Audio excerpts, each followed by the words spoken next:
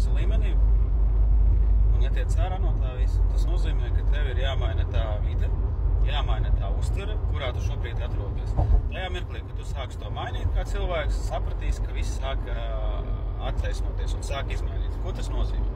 Tas nozīmē to, ka, ja cilvēkam, pieņemsim, nav darbinieku, šo problēmu var atrisināt citādāk. Tu var izmantot ārpakalpojumus, tu var izmantot citu cilvēku resursus, kas tev ir ārpusē. Ja tev nav darbinieku, tas nozīmē, ka tu to produktu vai, teiksim, kaut kādas darbības vari iznest ārpus savu uzņēmumu, un tu sadarbojies ar citiem cilvēkiem. Nākoši, pieņemsim, ja cilvēkam nav naudas, iekšā biznesā, tas nozīmē, ka ir jāsāk vākt daudz jaunas zināšanas, lai atbrīvotu savu resursu no ikdienas lietām, lai nopelnītu lielāku naudu, reāli ar efektīvākiem produktiem, un tādā mirklī cilvēks, tad, kad viņš sāk par to domāt, viņš automātiski arī to sāk sasniegt. Kamēr viņš to nedomā, tikmēr nekas arī dzīvē nenotiek.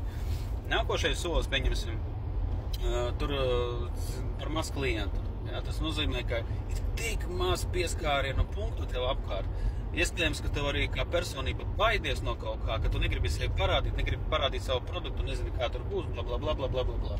Un tajā mirklī, kad cilvēks tā iekšēji domā, viņš automātiski noslapē visu iespējamo pārdošanas mehānismu, kāds vien ir iespējams. Tāpēc, ja vēlies šo sakārtot, ej un atrodi jaunus sadarbības veidus ar citiem cilvēkiem, jaunus internetā, kaut kādus pārlūkus, ja tevs pašus Facebookus, TikTokus, Instagramus, YouTubus, mājaslapas, plus vēl daudz citu sadarbību savā starpā, kas arī mainīs to iekšējo priekšstatu par notikumiem.